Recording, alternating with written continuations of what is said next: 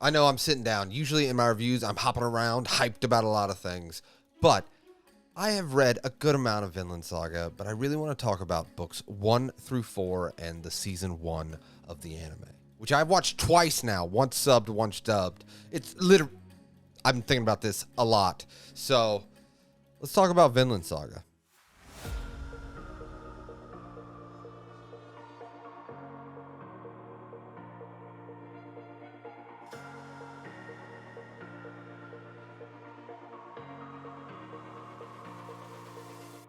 The story of Vinland Saga is set during the time of the Vikings.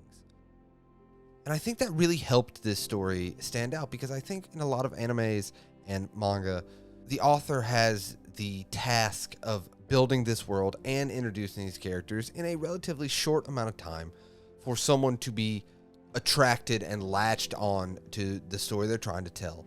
And being set in a somewhat historical place really helps the author, Makoto Yukimura, not have to deal with that fact. And I believe it's their story and what they are trying to tell with these characters that can really shine through. What I mean when I say shine through is it's not all about the setting. Yes, the Viking setting, it helps with the brutality. And when I say brutality that this story brings. And it helps us understand that these characters are living in a world full of violence, debauchery, for sure, especially in Thorfinn's upbringing of survival. And I believe that's what makes Thorfinn such a strong character and such an interesting main character because he is not the typical main character. And when we are introduced to Thorfinn and his family in Iceland, when they are just trying to survive, and Thor's especially, where he is that type of character that is quiet, but when he says something, it carries so much weight.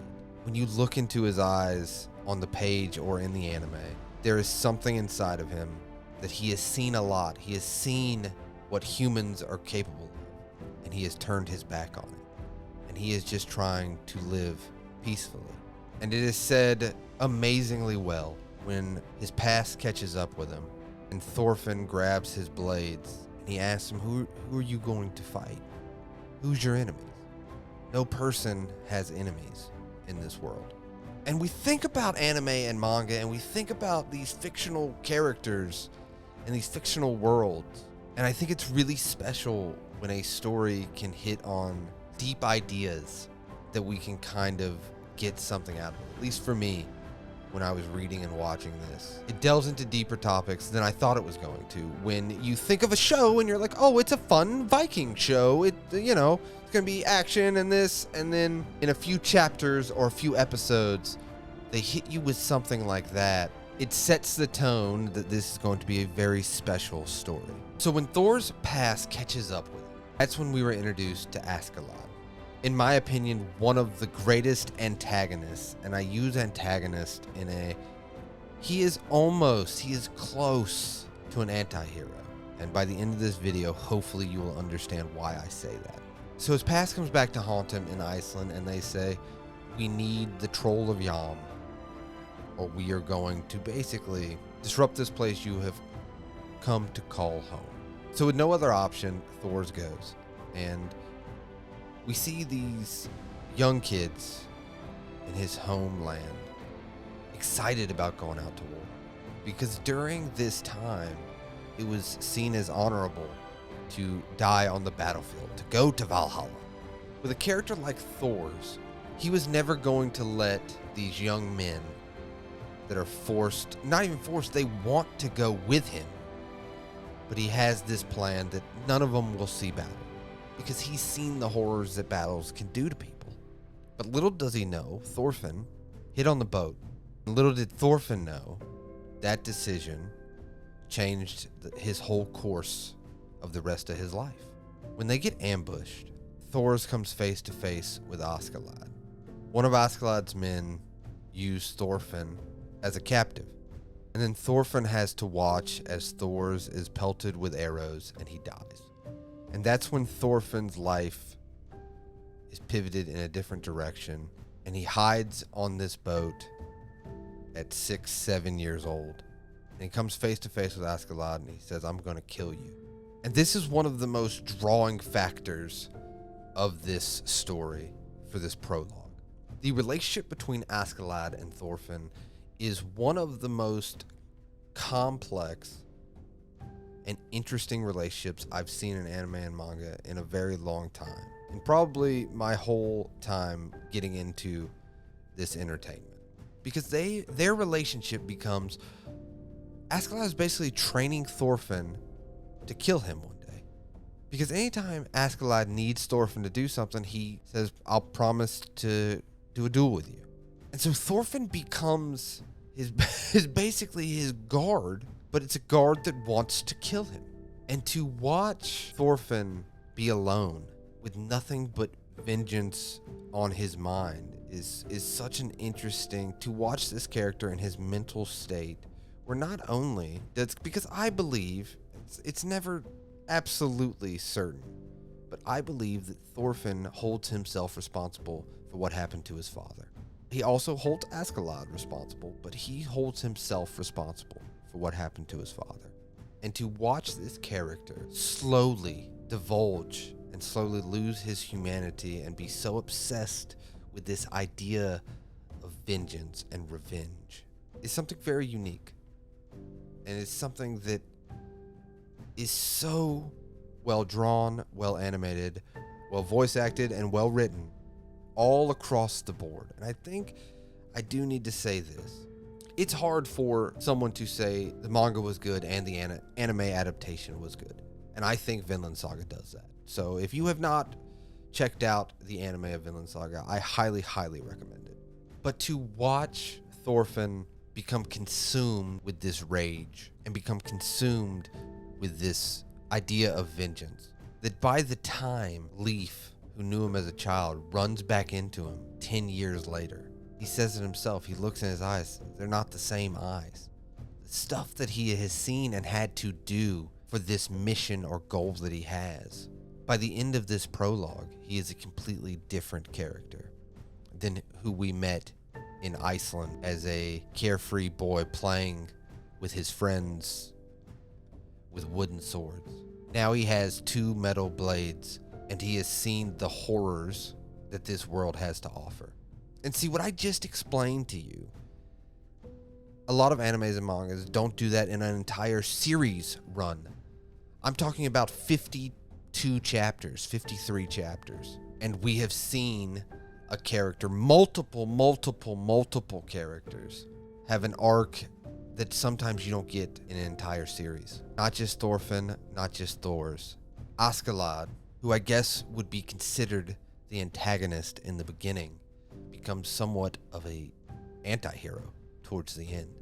And he is one of those characters. We'll take his backstory. After we have followed him for 30 chapters, 10 to 11 episodes, we get his backstory and how he was a slave that got the attention of the king, his father, to protect his mother, who was also a slave. And the story of that he plays the good son to only a few years later ambush his father, killing him and framing his older brother, half-brother, and everyone bought it. And that was his first kill. To watch this character that you think you should hate, you start to feel sympathy for. You start to realize that he does have a moral compass. Now, his moral compass might be smashed to pieces, but it still points kind of in the right way, like to the side a little bit. And by the end of it, when he is standing in front of the king, and all his plans and all his luck has ran out or gone sideways, when he only has one option. And he takes that option because he realizes that the kingdom is better off without the king. And I think that's what makes Askeladd such a great character, is because we get to watch and go from hating to understanding. Because by the end of it, when he gives Thorfinn the speech and says, "You're free, make your life worth living," it shows you that there was more to him than what was on the page or what was in the anime. He feels like a real character. And that's overall what I would say about the characters of Vinland Saga, and I think that's what resonated with me with them, is they feel like you don't have to read or watch every single emotion. Every single emotion of, hey, if you didn't see them do it, they never thought about it. Basically, they didn't exist when, they were not animated or they were not written. It makes it feel like these characters are living their lives, and then when they show up on the panel or on the screen, you get to see the stuff that's going on with them right now. And that is just, again, kudos to the manga author for writing such complex characters in such a complex world. And that's another thing that I would like to touch on is the Vinland Saga world. When they could have said Vikings, battle, battle, battle, battle, battle, no substance. And it could have been a great anime and a great manga of just the art is great, the action sequences are great, who needs strong characters? But no, they said the art in the manga is some of the best art out there right now, currently. I would honestly put some panels up against any manga panel and would still say it is top tier. I would put some of the animation up there with any anime animation and say top tier. So to get all that, to get great action sequences, great art, great music, and this is the one thing that I will say, I'm a big manga reader. I read way more manga than watch anime. But I can honestly say some of the more emotional scenes with the voice acting and when the music kicks in, it elevates what was on the page. And I think that's the best compliment you can give an anime, is that it elevated what was already on the page. And I think Vinland Saga is one of those rare instances where that is very much the truth. By the end of the prologue, the author has left Thorfinn in a place where all of these characters are different. The world is different. The situation is different. The 4 books that consist of the prologue of Vinland Saga could have been the end of a short, great series. But instead, they said, no, I have more stories to tell in this world. Thorfinn's journey is not over. And I think that's what makes it so crazy, because throughout the 50 plus chapters, it is never set up as, oh, this is the prologue. And then when you get to that final chapter, when the big reveal happens and it says end of prologue, you realize to yourself, oh, we're just getting started. And I think that is so gutsy to do. But I also think that regardless of what others think of what is to follow with Vinland Saga, whether you believe that it gets better, it gets worse, it stays the same, I think in 10 years, the characters of Vinland Saga, the world of Vinland Saga, and the themes of Vinland Saga will still be talked about. Because that's what's impressive. I believe the themes, what are you willing to give up to reach your dreams or goals or ambitions, and the deconstruction of humanity, which we see through Thorfinn and Askeladd. Those themes are so incredibly well written, well drawn, well animated. I believe that it will put Vinland Saga in the conversation of some of the best anime and manga of all time, because it is one of those stories that you will be thinking about long after you're done reading.